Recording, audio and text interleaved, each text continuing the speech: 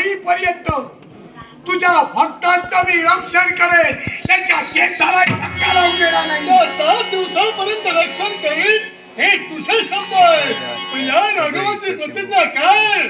7 दिवसाच्या आत त्याला शासन करीन आणि शासन करण्यासाठी राघव इथं आले. चाल राघवा, हे देव भक्तांचं किंवा गुरु शिष्याचं भांडण नव्हे, हे भांडण आहे ते तत्वाचं भांडण आहे. आणि तत्वासमोर मी नाते संबंध केव्हाही मान्य करत नाही. अर्थात माझा निर्वाणीची तुला शब्द आहे, मी माईला शब्द दिलाय.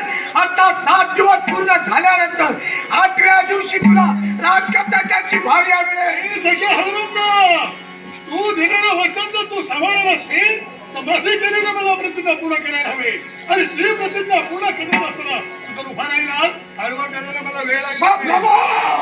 मला सुद्धा पाहायचंय, ज्याला तू घडविलास, ज्याला तू वाढविलास, ज्याला तू ज्ञानाचा बाळ घडू पाहिलास, त्या जर तुझ्या शिष्यासमोर प्रतिस्पर्धी जर उभा राहत असेल तर मी सुद्धा कमकुवत दिला नव्हे, त्या प्रभासमोर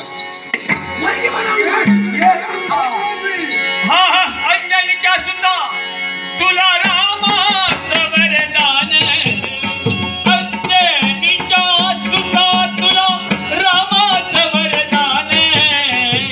एक मुखाने बोला बोला जय जय हनुमान, एक मुखाने बोला बोला जय जय हनुमान.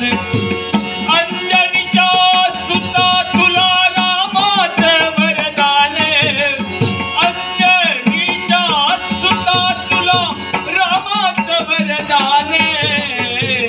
एक मुखाने बोला बोला जय जय हनुमान, एक मुखाने बोला बोला जय जय हनुमान. हा दिव्य तुझी राम भक्ती, भव्य तुझी काया, बालपणी गेला चतुर्याला धराया.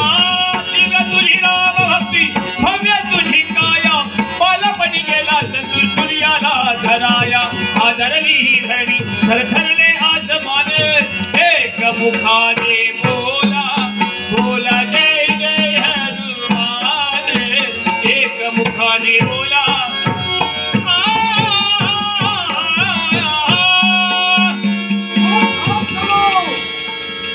प्रथमच सांगितलं, हे भांडण तत्वाचं असलं तरी मी माझं नातं आणि माझी मेधा मर्यादा पायरी चुकणार नाही. तू माझा देव आहेस, माझा गुरु आहेस.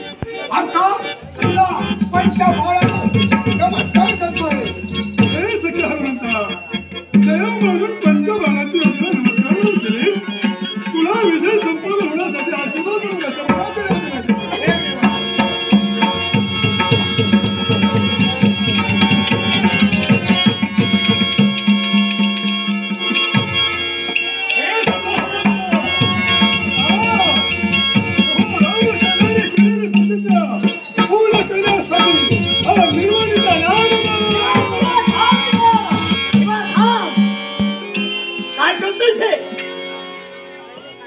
देवा तू भान सोडू नको, अनर्थ होईल देवा.